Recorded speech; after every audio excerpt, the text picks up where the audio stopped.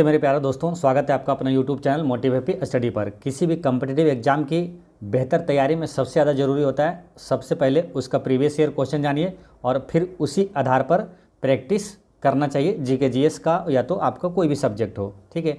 तो ये किरण पब्लिकेशन का न्यू प्रैक्टिस सेट है।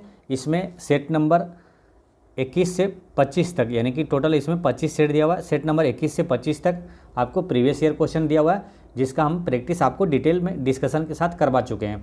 और सेट नंबर 1 से 20 तक उसी पैटर्न पर आपको प्रैक्टिस सेट दिया हुआ है, जिसमें कि काफ़ी महत्वपूर्ण प्रश्नों को इसमें शामिल किया गया है। और साथ में आपको मोस्ट एक्सपेक्टेड एक्स्ट्रा फैक्ट्स भी बताएंगे, जो कि क्वेश्चन आपको एग्जाम में आने की पूरी संभावना रहेगा। और साथ में करंट अफेयर का भी क्वेश्चन आपको बताते रहेंगे, ठीक है।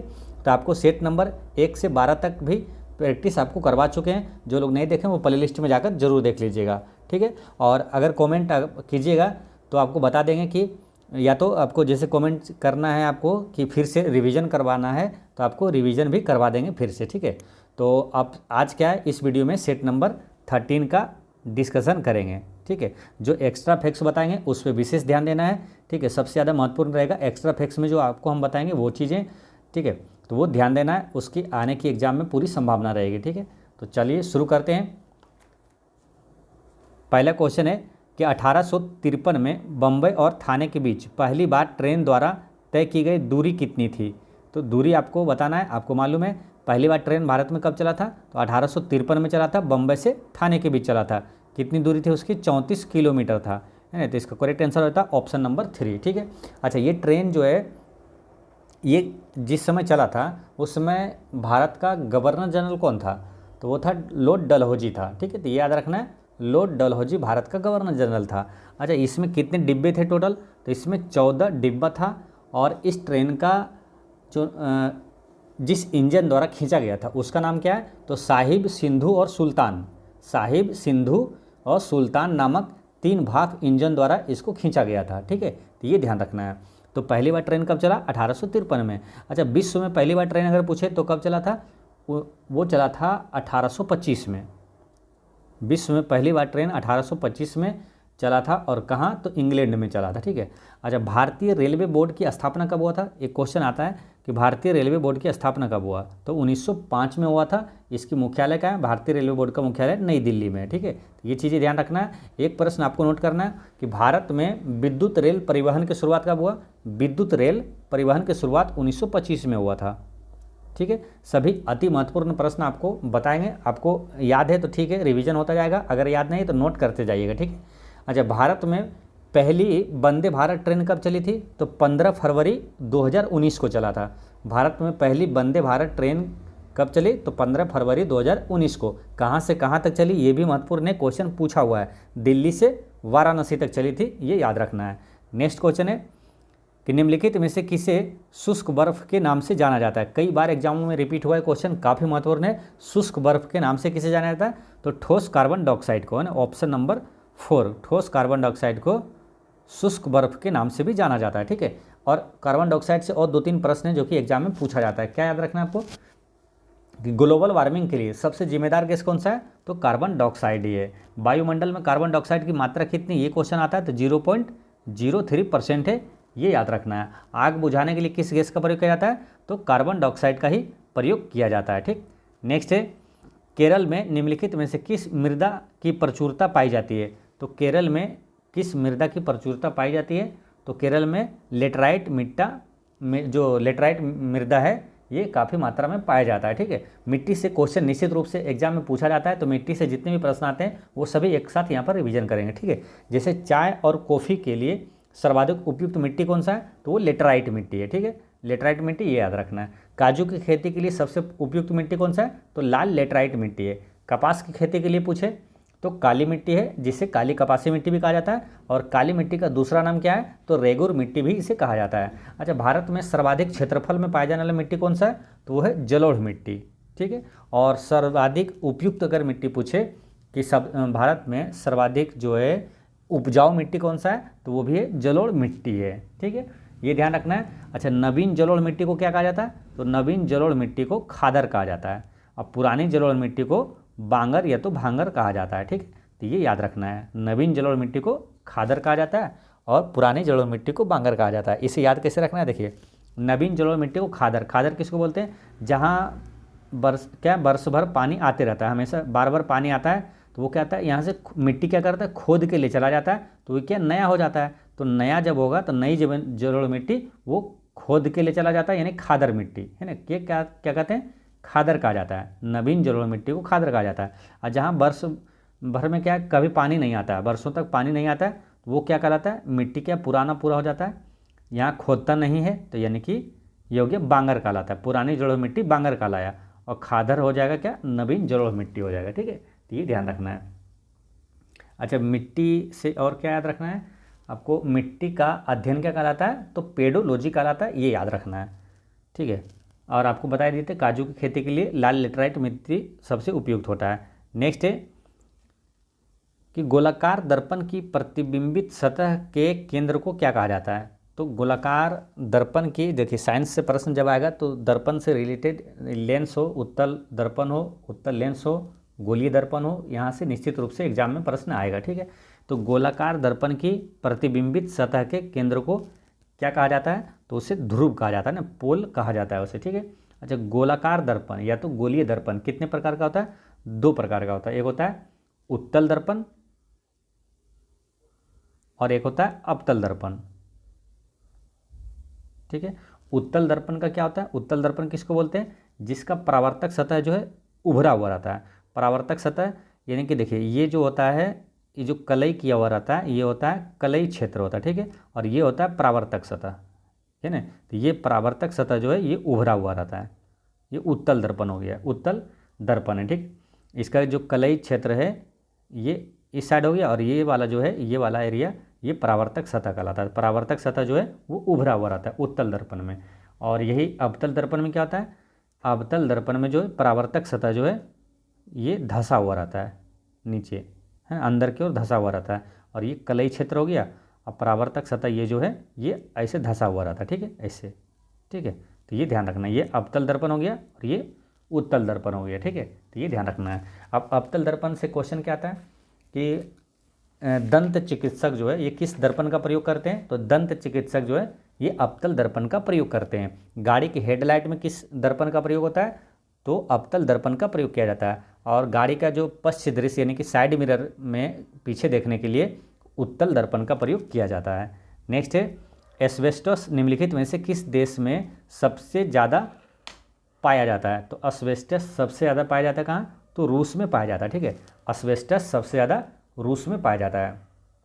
ठीक है, करंट अफेयर के कुछ क्वेश्चन आपको बताते हैं, वो याद रखना है। जैसे कि अभी वर्तमान में, अभी मान के चलिए 2025 तक में कोयला का सर्वाधिक उत्पादक देश कौन सा है, तो कोयला का सर्वाधिक उत्पादक देश है चीन है। ठीक है, आपको धीरे धीरे सब चीज़ें बताएंगे, लेकिन यहाँ पर आपको चीन के बारे में आपको याद करवा देते हैं। ठीक है, चीन किस किस चीज़ में प्रथम है। ठीक है, तो देखिए कोयला, सोना, अबरख, टंगस्टन 4 हुआ, फिर एक कैडमियम, टीन, सीसा, ये 7 है ना, 7 चीज़ों में प्रथम उत्पादक देश है चीन है, याद करना है इसको। ठीक है, सिर्फ चीन के बारे में अभी बताएंगे ताकि आपको आसानी से याद हो जाए। ठीक है, और आगे कन्फ्यूजन भी ना हो। चीन सबसे ज़्यादा उत्पादक देश है किसका, कोयला का। सोना का सर्वाधिक उत्पादक देश पूछे तो वो भी चीन हो जाएगा। अभ्रक का सर्वाधिक उत्पादक देश चीन है। टंगस्टन का चीन है। कैडमियम चीन है। टीन चीन है, और सीसा का भी चीन है। ठीक है, फिर से समझिए, कोयला, सोना, अबरख, टंगस्टन, कोयला, सोना, अबरख, टंगस्टन, कोयला, सोना, अबरख, टंगस्टन, ये 4 हो गया। फिर कैडमियम, टीन, सीसा, कैडमियम, टीन, सीसा, कैडमियम, टीन, सीसा, ये 7 के उत्पादक में प्रथम देश कौन सा है, तो वो चीन है। ठीक है, तो ये याद रखना है। ठीक, फिर एक बार समझिए, कोयला, सोना, अबरख, टंगस्टन, कोयला, सोना, अबरख, टंगस्टन, कैडमियम, टीन और सीसा, ये 7 जो है खनिज है, इसका उत्पादन में प्रथम देश चीन है। ठीक, तो ये याद रखना है। नेक्स्ट है, विद्रोह के असफल रहने के बाद किस देश ने 3 माह के लिए राष्ट्रीय आपातकाल लगाने की घोषणा की है, तो तुर्की ने 3 माह के लिए राष्ट्रीय आपातकाल लगाने की घोषणा की है। भारत की बात करते हैं तो राष्ट्रीय आपात जो है ये किस अनुच्छेद में है, तो राष्ट्रीय आपात अनुच्छेद 352 में है। ठीक है, देखिए आपात उपबंध जो है भाग 18 में भारतीय संविधान के, और अनुच्छेद 352 से 360 तक है, जिसमें कि 352 में क्या है, राष्ट्रीय आपात है। राष्ट्रपति शासन किस अनुच्छेद में, तो अनुच्छेद 356 में, और वित्तीय आपात जो है अनुच्छेद 360 में है, ठीक है। अच्छा, भारत में जो राष्ट्रीय आपात है ये कितनी बार अब तक लगा है? तो भारत में राष्ट्रीय आपात 3 बार लग चुका है। कब कब लगा है? तो 1962 में पहली बार लगा था, ठीक है। 1962 में भारत में पहली बार राष्ट्रीय आपात लगा था, भारत चीन युद्ध के दौरान। और 1971 में लगा था, भारत पाकिस्तान युद्ध के दौरान। और तीसरा लगा था 1975 में, आंतरिक अशांति के कारण तीसरा राष्ट्रीय आपात 1975 में भारत में लगा था, ठीक है। तो क्वेश्चन आ जाएगा अगर कि भारत में अब तक कितनी बार राष्ट्रीय आपात लगा है, तो 3 बार लगा है। कब कब लगा है? तो 1962, 71 और 1975, ठीक है, याद रखना है। अच्छा, ये जो राष्ट्रपति शासन है अनुच्छेद 356, ये भारत में सबसे पहली बार किस राज्य में लगा था? तो ये लगा था सबसे पहली बार राष्ट्रपति शासन जो है ये पंजाब में लगा था 1951 में, ठीक। तो ये याद रखना है। अच्छा, अगर बिहार के जो स्टूडेंट हैं उनको याद रखना है कि बिहार में अब तक राष्ट्रपति शासन कितनी बार लगा है? तो 8 बार लगा है, ये याद रखना है, ठीक है। अच्छा, बात करते हैं क्या वित्तीय आपात। वित्तीय आपात अब तक भारत में कितनी बार लगा? तो एक बार भी वित्तीय आपात यानी कि अनुच्छेद 360 अब तक एक बार भी नहीं लगा है। चलिए नेक्स्ट है, बेटन कप निम्नलिखित में से किस खेल से संबंधित है? तो बेटन कप ये हॉकी से संबंधित है, ठीक है। तो कभी कभी क्वेश्चन पूछ लिया जाता है कि कप किससे संबंधित है, तो बेटन कप हॉकी से संबंधित है। फुटबॉल से याद रखना है, डूरंड कप है, किससे? फुटबॉल से संबंधित है। और बैडमिंटन से आप याद रखना है क्या? थॉमस कप, ये ज़्यादा पूछा जाता है, ठीक है। लेकिन थॉमस कप, उबेर कप और सुधीर रमन कप ये तीनों बैडमिंटन से संबंधित है। थॉमस कप, उबेर कप और सुधीर रमन कप बैडमिंटन से संबंधित है। अच्छा, देवधर ट्रॉफी किस खेल से संबंधित है? तो देवधर ट्रॉफी पूछे, दिलीप ट्रॉफी या ईरानी ट्रॉफी, विजय हजारे ट्रॉफी, ये तो रणजी ट्रॉफी, ये सब क्रिकेट से संबंधित है। फिर समझिए, देवधर ट्रॉफी, दिलीप, ईरानी, विजय हजारे, रणजी ट्रॉफी ये सभी क्रिकेट से संबंधित है। नेक्स्ट है, सूर्य मंदिर निम्नलिखित में से किस राज्य में स्थित है? कतई जहर प्रश्न है, काफ़ी महत्वपूर्ण, याद रखना है। सूर्य मंदिर ये कौन सा है? तो कोणार्क का सूर्य मंदिर, ये कहाँ है? उड़ीसा में है, ठीक है। कोणार्क का सूर्य मंदिर कहाँ है ये भी पूछा जाता है, किस सदी में बना ये भी पूछा जाता है, और किसने बनवाया, इसका निर्माण किसने करवाया ये भी पूछा जाता है। तो यहाँ 3 प्रश्न बन जाता है। तो याद रखना है, कोणार्क का सूर्य मंदिर कहाँ है? उड़ीसा में। कोणार्क का सूर्य मंदिर किस सदी में बना था? तो 13वीं सदी में बना था, ये याद रखना है। रेलवे एनटीपीसी में ही एक प्रश्न पूछा गया था पिछले बार, ठीक है। तो ये 13वीं सदी में ये बना है कोणार्क का सूर्य मंदिर। किसने बनवाया है? तो नरसिंह देव प्रथम ने, नोट नरसिंह वर्मन, नरसिंह देव, यहाँ ध्यान रखना है, नरसिंह देव प्रथम ने 13वीं सदी में कोणार्क का सूर्य मंदिर का निर्माण करवाया था। अब उड़ीसा में है ये। उड़ीसा में 3 अति महत्वपूर्ण मंदिर है जो कि याद रखना है आपको। कौन कौन सा? एक तो हो गया कोणार्क का सूर्य मंदिर, दूसरा पुरी का जगन्नाथ मंदिर का है, वो भी उड़ीसा में, लिंगराज मंदिर का है, उड़ीसा में, ठीक। तो ये याद रखना है। उड़ीसा से कुछ और भी प्रश्न है जो कि एग्जाम में आता है, याद रखना है। जैसे भारत की सबसे बड़ी खारे पानी की झील कौन सा है? तो वो चिल्का झील है, कहाँ है? उड़ीसा में है। राउरकेला स्टील प्लांट, राउरकेला जो कि जर्मनी के सहयोग से बना था, स्थापित हुआ, और ये किस राज्य में है? तो राउरकेला स्टील प्लांट उड़ीसा में है। पारादीप बंदरगाह किस राज्य में है? पारादीप बंदरगाह जो कि उड़ीसा का फेमस बंदरगाह है, पारादीप बंदरगाह, ठीक है। ये कहाँ है? उड़ीसा में, ठीक है। याद कैसे रखना है? तो पारादीप है ना, द्वीप को रिलेट करिए दीप से, है ना। तो दीप जो है, ठीक है, दीप उड़ता है ना, दीप ऐसे जब जलता है तो ऐसे से उड़ता है। लो क्या है? उड़ता है, उड़ता है यानी उड़ीसा, ऐसे रिलेट कर लीजिएगा। पारादीप जब भी आएगा बंदरगाह तो दीप से मतलब ऐसे उड़ने वाला, तो उड़ता उड़ीसा, उड़ता उड़ीसा, तो पारादीप बंदरगाह कहाँ हो गया? उड़ीसा में हो गया, ठीक है। आपको याद रहेगा हमेशा। अच्छा, सर्वाधिक लोहा उत्पादक राज्य कौन सा है? तो उड़ीसा ही है। सर्वाधिक बॉक्साइड उत्पादक उड़ीसा है, सर्वाधिक निकेल उड़ीसा है, सर्वाधिक क्रोमाइट उड़ीसा है, ठीक है। फिर समझिए, लोहा, बॉक्साइड, निकेल और क्रोमाइट ये सभी में प्रथम राज्य कौन सा है? तो वो उड़ीसा है। नेक्स्ट क्वेश्चन है क्वेश्चन नंबर 9 है, बैक्टीरिया की वृद्धि के द्वारा डैश के द्वारा मापी जाती है। तो बैक्टीरिया की वृद्धि किसके द्वारा मापी जाती है? तो ये स्पेक्ट्रोफोटोमीटर द्वारा मापा जाता है ना, स्पेक्ट्रोफोटोमीटर द्वारा मापा जाता है। बैक्टीरिया की खोज किसने किया था? तो ल्यूवेन होक ने किया था। कब? 1676 में। काफ़ी महत्वपूर्ण है, ये डेट भी याद रखना है, ईस्वी वाला, ठीक है। क्योंकि अभी रेलवे टेक्नीशियन का एग्जाम जब हुआ इसमें पूछ लिया था कि कोशिका की खोज कब हुआ था, कोशिका की खोज कब किया था रॉबर्ट हुक ने, तो ये क्वेश्चन पूछा था, तो ये याद रखना है। इसी तरह है ना, जैसे 1665 में कोशिका की खोज हुआ था, ठीक है, रॉबर्ट हुक ने किया था, तो ये प्रश्न पूछ लिया गया था। तो इसलिए याद रखना बैक्टीरिया की खोज किसने किया और कब किया, ये भी दोनों प्रश्न याद रखना आपको। तो बैक्टीरिया की खोज ल्यूवेनहोक ने 1676 में किया था। विषाणु की खोज किसने किया? तो इवानोवास्की ने किया था 1892 में, है ना। बैक्टीरिया विषाणु जो है वायरस की खोज इवानोवास्की ने किया था 1892 में। वो तंबाकू मोजेक रोग का अध्ययन करते समय विषाणु की खोज किया था। ठीक है, तो ये दोनों प्रश्न याद हो गए। पहले बैक्टीरिया का है कब? 1676 में ल्यूवेनहोक, और वायरस का है आपका इवानोवास्की 1892 में। ठीक है, तो याद हो गया। अब 1892 ने एक है 1882, वो क्या है? टीबी के बैक्टीरिया की खोज रॉबर्ट कोच ने 1882 में किया था। टीबी के बैक्टीरिया की खोज रॉबर्ट कोच ने 1882 में किया था।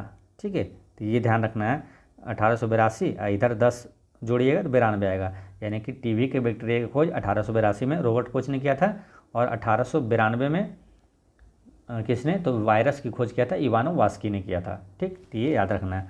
अच्छा, रॉबर्ट कोच जो है, तो जब भी आए 3 नाम आपको याद रखना है, तीनों अति महत्वपूर्ण है, रॉबर्ट कोच, रॉबर्ट ब्राउन और रॉबर्ट हुक।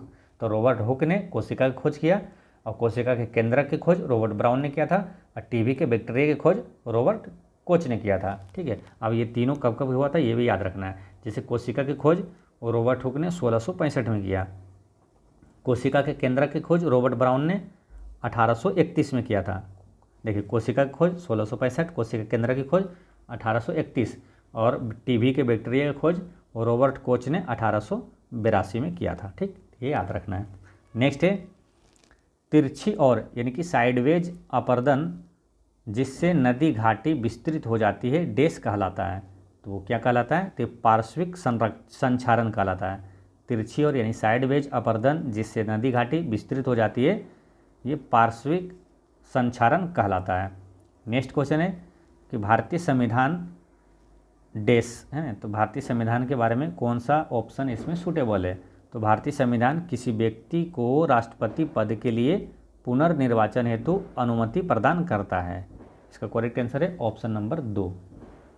ठीक है, तो ऑप्शन के हिसाब से इसका आंसर है ऑप्शन नंबर 2 कि भारतीय संविधान किसी व्यक्ति को राष्ट्रपति पद के लिए पुनर्निर्वाचन हेतु अनुमति प्रदान करता है।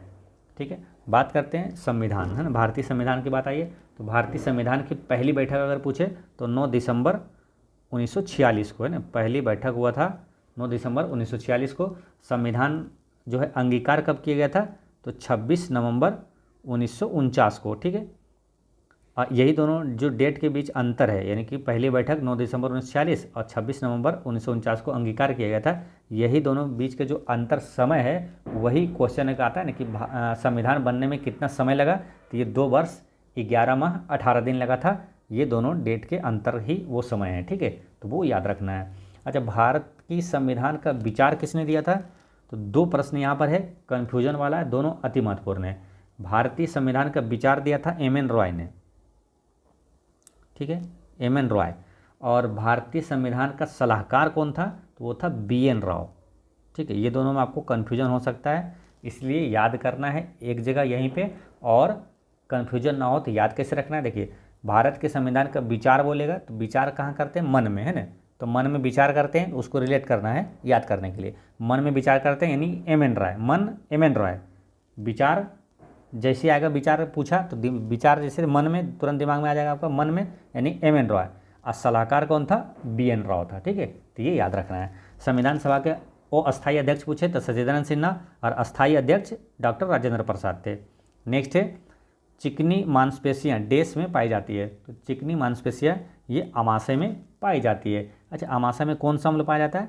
तो हाइड्रोक्लोरिक अम्ल पाया जाता है ना, HCl पाया जाता है। नेक्स्ट है सिनेगोग डैश का पूजा स्थल है। काफ़ी महत्वपूर्ण है, इस टाइप का प्रश्न पूछा जाता है एग्जाम में। तो सिनेगोग जो है ये किसका पूजा स्थल है?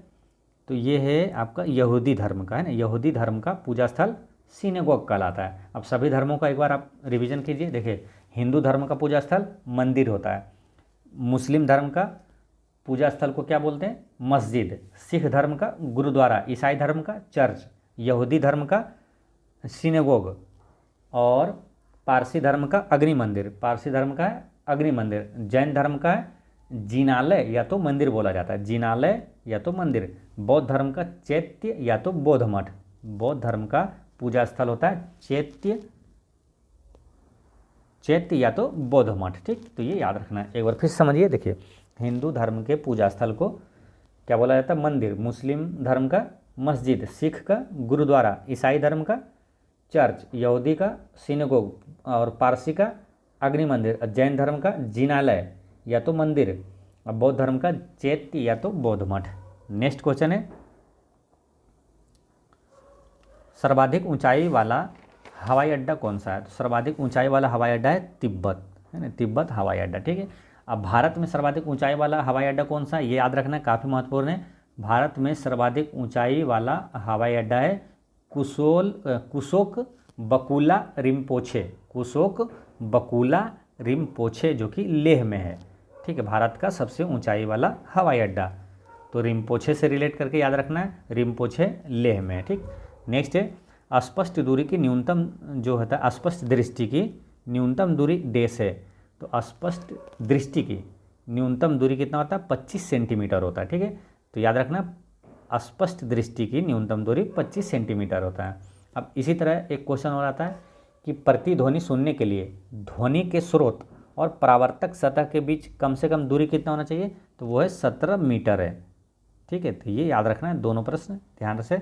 अस्पष्ट दृष्टि के लिए न्यूनतम दूरी हो गया, न्यूनतम दूरी यानी कम से कम 25 सेंटीमीटर होना चाहिए, और जो प्रतिध्वनि सुनने के लिए जो डिस्टेंस होता है वो 17 मीटर होना चाहिए मिनिमम। नेक्स्ट है क्वेश्चन नंबर 16, कोई मांग अनुदान कब बन जाती है? तो कोई मांग अनुदान कब बनती है? जब मांग की स्वीकृति के बाद, मांग की स्वीकृति जब हो जाती है तो वो अनुदान बन जाती है। नेक्स्ट है, नीली क्रांति का संबंध किससे है? तो नीली क्रांति ये मछली उत्पादन से संबंधित है। ठीक है, नीली क्रांति का संबंध है मछली उत्पादन से। वही पूछे हरित क्रांति का संबंध किससे? तो अनाज उत्पादन से है। और पीली क्रांति तिलहन उत्पादन से, श्वेत क्रांति ये दूध उत्पादन से। ठीक है, और क्या पूछा जाएगा? लाल क्रांति वो मांस और टमाटर उत्पादन से संबंधित है। नेक्स्ट है, अच्छा यहाँ पर 2 प्रश्न और याद रख सकते हैं, क्या मालूम? हरित क्रांति का जनक किसे कहा जाता है भारत में? वो है डॉक्टर एम.एस. स्वामीनाथन, जिसे 2024 में भारत रत्न भी दिया गया। हरित क्रांति का जनक वो कौन है? तो है नॉर्मन बोरलॉग है। लेकिन हरित क्रांति का भारत में जनक कौन है? तो वो है एम.एस. स्वामीनाथन। अच्छा, भारत में श्वेत क्रांति का जनक कौन है? तो श्वेत क्रांति का जनक कौन है? वर्गीज कुरियन है। ठीक है, तो ये याद रखना है। नेक्स्ट है, न्यूटन द्वारा गणित की निम्नलिखित शाखाओं में से किसका आविष्कार किया गया था? तो गणित की जो शाखा में, गणित की शाखा में किसका आविष्कार किया था न्यूटन? तो ये किया था गणना का, है ना, ऑप्शन नंबर 1 हो गया। ठीक है, न्यूटन से कुछ प्रश्न एग्जाम में पूछा जाता है। अभी रेलवे टेक्नीशियन का जो एग्जाम हुआ है 2024 में, दिसंबर 2024 में, इसमें भी न्यूटन से कम 4-5 प्रश्न पूछा गया था। ठीक है, जैसे न्यूटन ने गति का कितना नियम दिया? 3 नियम दिया, ये याद रखना है। कौन 3 नियम दिया? ठीक है, और गुरुत्वाकर्षण का नियम किसने दिया? न्यूटन ने दिया था। और न्यूटन का जो पहला नियम है, दूसरा नियम है, तीसरा नियम है, ये तीनों आपको याद रखना है। पहला नियम क्या है? न्यूटन के गति का पहला नियम है कि जब कोई वस्तु अस्थिर में है तो अस्थिर में रहना चाहती है, या तो कोई वस्तु गति में है तो गति में रहना चाहती है जब तक उस पर कोई बाह्य बल ना लगे। ठीक है, न्यूटन के गति का पहला नियम को ही जड़त्व का नियम कहा जाता है।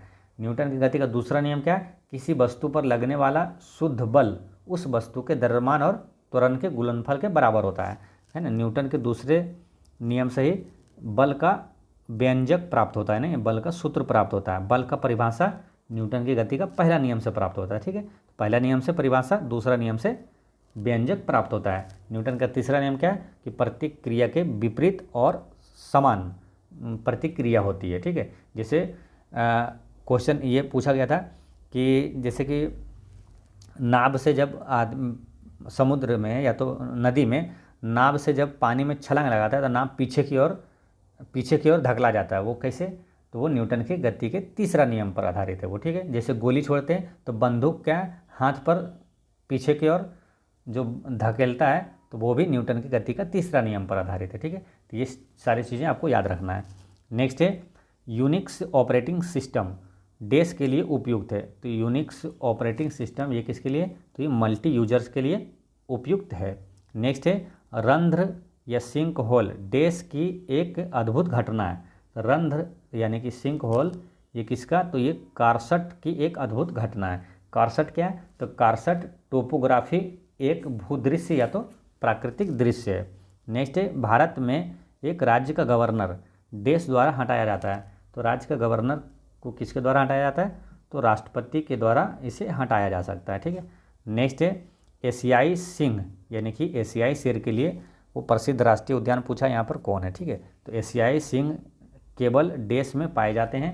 तो ये कहाँ, तो ये गिर राष्ट्रीय उद्यान में पाया जाता है ना। तो गिर राष्ट्रीय उद्यान जो कि एशियाई शेर के लिए प्रसिद्ध है, वो कौन सा राष्ट्रीय उद्यान है, तो गिर राष्ट्रीय उद्यान कहाँ है, तो गुजरात में। ठीक है। इसी तरह एक आएगा जंगली गधा के लिए प्रसिद्ध कौन सा है, तो वो है कच्छकरण जो कि गुजरात में ही है। ठीक, तो ये ध्यान रखना है। नेक्स्ट है, अच्छा एक क्वेश्चन आता है ना कि गेंडे के लिए ना, गेंडे के लिए विश्व प्रसिद्ध राष्ट्रीय उद्यान कौन सा है।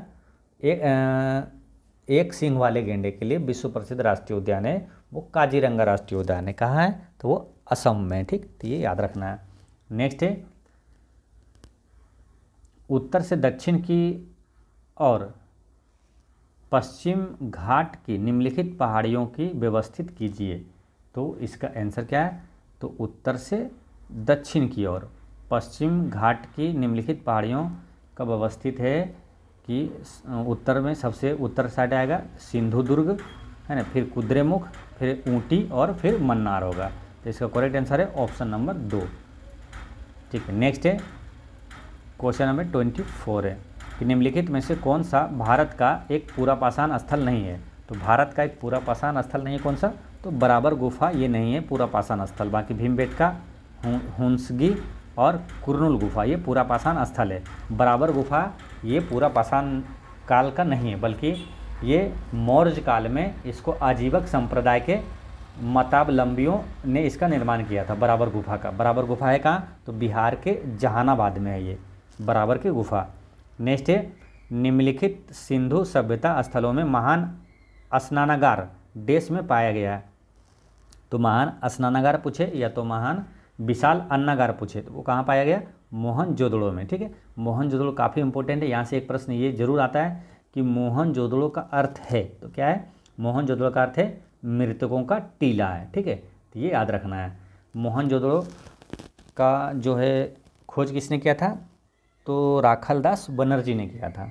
ठीक है, तो ये याद रखना है। और मोहनजोदड़ो जो है ये कहाँ है स्थित, तो मोहनजोदड़ो, चान्होदड़ो और कोटदीजी ये तीनों है पाकिस्तान के सिंध प्रांत में। याद रखना है, मोहनजोदड़ो, चान्होदड़ो और कोटदीजी ये पाकिस्तान के सिंध प्रांत में है। नेक्स्ट है, वर्ष 1787 में किस नियम का अध्ययन किया गया था जिसमें ये कहा गया था कि गैस का आयतन उसके परम तापमान के साथ बढ़ता है तथा उसका परम तापमान घटने पर आयतन भी घट जाता है। तो इसका करेक्ट आंसर क्या है, तो ये है, ये कौन सा नियम है, चार्ल्स का नियम है ना। ऑप्शन नंबर 4 इसका करेक्ट आंसर हो गया। ये चार्ल्स का नियम है। चार्ल्स का नियम क्या कहता है कि नियत तापमान पर किसी गैस के निश्चित द्रव्यमान का आयतन गैस के परम ताप के अनुक्रमानुपाती होता है, यानी समानुपाती होता है। ठीक है। अब बॉयल का नियम क्या कहता है कि अस्थिर तापमान पर गैस के दबाव और आयतन में व्युत्क्रमानुपाती होता है। बॉयल का नियम में व्युत्क्रमानुपाती होता है और चार्ल्स के नियम में क्या है, निश्चित द्रव्यमान का आयतन जो है गैस के परम ताप के समानुपाती होता है। ठीक, तो ये याद रखना है। नेक्स्ट है, बुध और महावीर निम्नलिखित में से किस महाजनपद से आते थे। तो बुध और महावीर ये दोनों आते थे कहाँ, मगध महाजनपद से आते थे। ठीक है, बुध और महावीर दोनों। ठीक है। अच्छा, महाजनपद की संख्या कितनी है, 16 महाजनपद है। अब एक क्वेश्चन यहाँ से आता है कि 16 महाजनपद का उल्लेख किस बौद्ध ग्रंथ में मिलता है। तो अंगुत्तर निकाय है ना, बौद्ध ग्रंथ पूछे तो अंगुत्तर निकाय। 16 महाजनपद की जानकारी जो है किस जैन ग्रंथ में मिलता है, तो जैन ग्रंथ नाम है वो भगवती सूत्र है। ठीक है, भगवती सूत्र जैन ग्रंथ से 16 महाजनपद की जानकारी मिलता है। ठीक, तो ये याद रखना है। नेक्स्ट है, संविधान का अनुच्छेद 14 भारत के नागरिकों को देश सुनिश्चित करता है। तो भारत के नागरिकों को क्या सुनिश्चित करता है, तो समानता का अधिकार है ना। अनुच्छेद 14 में क्या है, समानता का अधिकार है। काफ़ी महत्वपूर्ण है यहाँ पे अनुच्छेद अनुच्छेद से निश्चित रूप से आपके एग्जाम में 1 से 2 प्रश्न आएगा, हर शिफ्ट में पूछा जाएगा गारंटी के साथ, ठीक है। इसलिए अनुच्छेद के सारे प्रश्न आपको याद रखना है। बात करते हैं यहाँ पर कुछ अनुच्छेद अति महत्वपूर्ण, जैसे अनुच्छेद 14 में क्या है, समानता का अधिकार है। अनुच्छेद 15 में क्या है, धर्म, जाति, लिंग के आधार पर भेदभाव पर प्रतिबंध है ना, भेदभाव पर निषेध है अनुच्छेद 15 में। अनुच्छेद 16 में क्या है, अवसर की समानता है ना, यानी कि लोक नियोजन में अवसर की समानता 16 में है। अनुच्छेद 17 में क्या है, वो अस्पृश्यता का अंत है। अनुच्छेद 18 में क्या है, उपाधियों का अंत। अनुच्छेद 19 में क्या है, तो वाक्य एवं अभिव्यक्ति की स्वतंत्रता है। अनुच्छेद 20 में क्या है, तो दोष सिद्धि के खिलाफ संरक्षण। अनुच्छेद 21 में क्या है, तो प्राण एवं दैहिक स्वतंत्रता है, ठीक। तो ये सारी चीज़ याद रखना है। अनुच्छेद 23 और 24 का भी याद रखना है। 23 में क्या है, बालात श्रम और मानव व्यापार पर रोक है, और 24 में क्या है, 24 में 14 वर्ष से कम आयु के बच्चों को कारखानों में लगाना प्रतिबंध है, ठीक है। तो इतने सारे आपको इसमें से यहाँ पर याद रखना है। नेक्स्ट है, निम्नलिखित पर विचार करें, और क्या बोला है, 4 ऑप्शन दे दिया। बोला कि उपर्युक्त कार्यक्रमों में से कौन से वित्तीय समावेशन प्रक्रिया का भाग है। तो वित्तीय समावेशन प्रक्रिया का भाग इस चारों में से कौन है। तो देखिए, वित्तीय समावेशन प्रक्रिया का भाग भुगतान बैंकों का खोला जाना, ये सही है।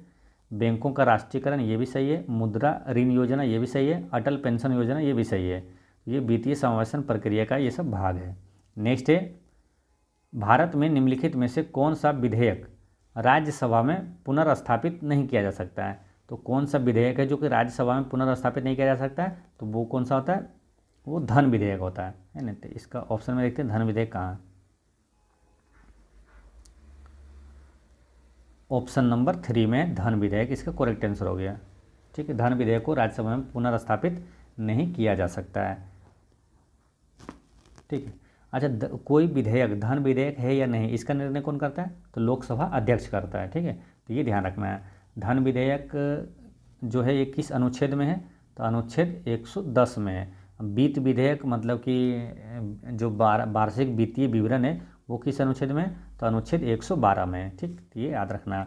नेक्स्ट है, निम्नलिखित में से कौन सा अनुच्छेद भारत में बाल श्रम के उन्मूलन का प्रावधान करता है। तो बाल श्रम के उन्मूलन मतलब क्या, कि 14 वर्ष से जो कम वर्ष के आयु के बच्चे हैं उसको कारखानों में लगाना प्रतिबंध, वो किस अनुच्छेद में, तो 14 वर्ष से कम अनुच्छेद 24 में। अनुच्छेद 23 में क्या है, तो बालात श्रम और मानव व्यापार पर प्रतिबंध लगाना अनुच्छेद 23 में। तो इसको रिलेट ऐसे कर लें, 14 वर्ष से कम 24, 14 वर्ष से कम 24, है ना।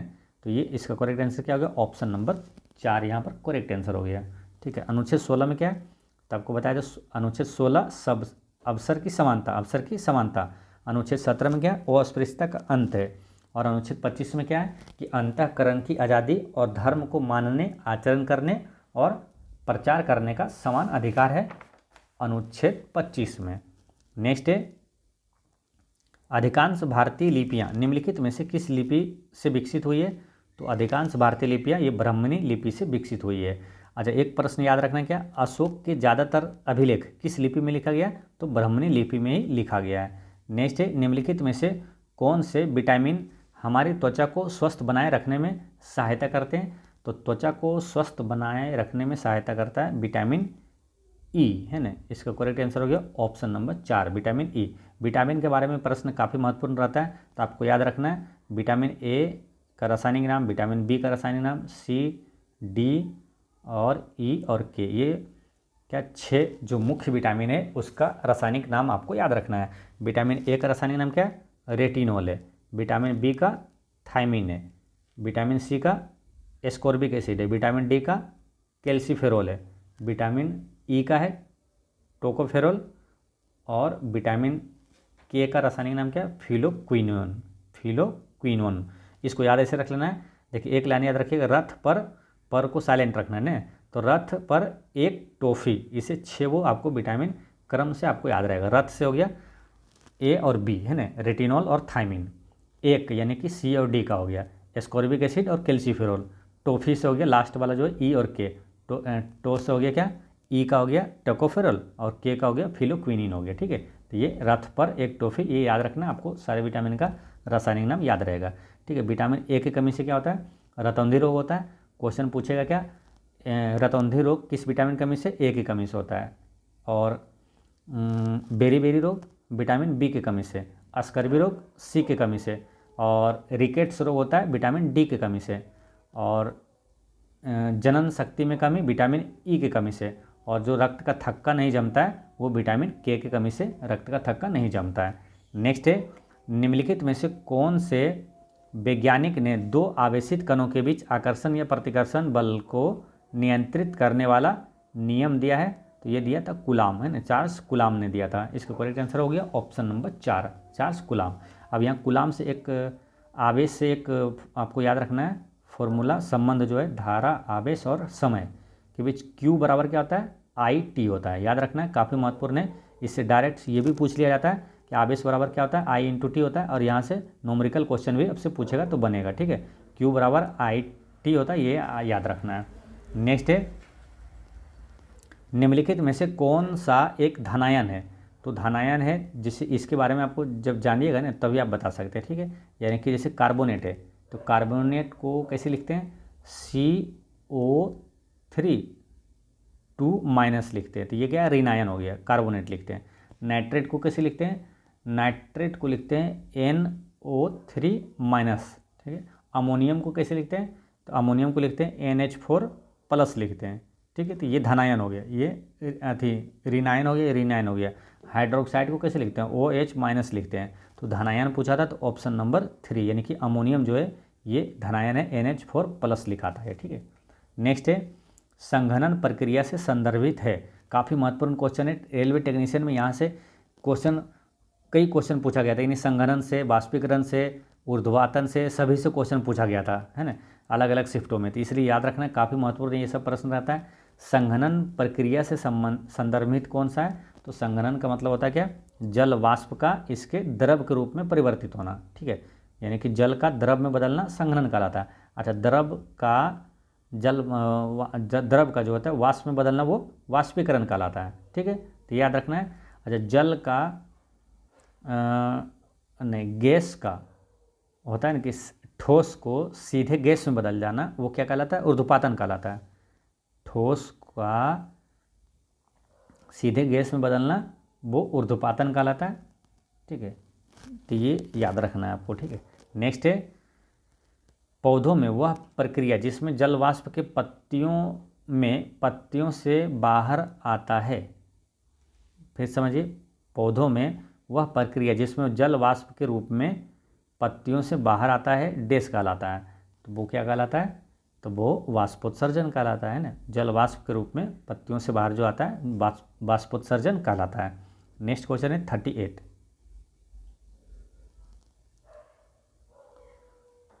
38 में क्या है कि निम्नलिखित पर विचार करें। तो इसमें क्या पूछा कि उपर्युक्त तत्वों में से प्रकाश संश्लेषण के लिए कौन वांछित है, नहीं जरूरी है? तो प्रकाश संश्लेषण के लिए जल भी जरूरी है, कार्बन डाइऑक्साइड भी, और सौर प्रकाश भी, और क्लोरोप्लास्ट भी, यानी कि ये चारों जरूरी है। तो इसका करेक्ट आंसर हो जाएगा ऑप्शन नंबर 4, ये सभी। नेक्स्ट है, निम्नलिखित में से कौन सा कोशिका निकाय कोशिका में प्रोटीन का संश्लेषण के लिए उत्तरदायी है? तो प्रोटीन का संश्लेषण कहाँ होता है? तो राइबोसोम में होता है ना, राइबोसोम, ये तो राइबोसोम बोलते हैं, ठीक है। तो राइबोसोम में प्रोटीन का संश्लेषण होता है। क्वेश्चन ये भी अगर पूछा जाए प्रोटीन का कारखाना किसे कहा जाता है? तो राइबोसोम को कहा जाता है, ठीक है। और ये पूछे कि ऊर्जा का पावर हाउस किसे कहा जाता है? तो माइटोकॉन्ड्रिया को कहा जाता है। और एक प्रश्न आता है क्या, जो आत्महत्या की थैली है ना, जो आत्महत्या की थैली किसे कहा जाता है? तो लाइसोसोम को कहा जाता है। आत्महत्या की थैली लाइसोसोम को कहा जाता है। नेक्स्ट है, नीचे वनीकरण के संबंध में कुछ कथन दिए हुए हैं, आपको बताना है कौन सा कथन सही है। पहला कथन क्या? वनीकरण से बाढ़ को रोका जा सकता है, ये सही है। वनीकरण हमारे पारितंत्र को संतुलित कर सकता है, ये भी सही है। यानी कि ए और बी दोनों सही है। तो इसका करेक्ट आंसर हो जाएगा ऑप्शन नंबर 3, दोनों सही है, ठीक है। तो दोस्तों, इस तरह से आपका सेट नंबर 13 का पूरा जीके जीएस का प्रश्न होता है समाप्त। और पिछले वीडियो में मैंने आपसे क्वेश्चन पूछा था कि भारत का वर्तमान लोकपाल कौन है? तो भारत का वर्तमान अभी लोकपाल कौन है? अजय मानिकराव खानविलकर है, ठीक है। और आज का क्वेश्चन है कि भारत का वर्तमान रक्षा सचिव कौन है? तो इसका आंसर आप कमेंट में दीजिएगा, और कोई भी डाउट हो तो कमेंट में पूछिएगा। मिलते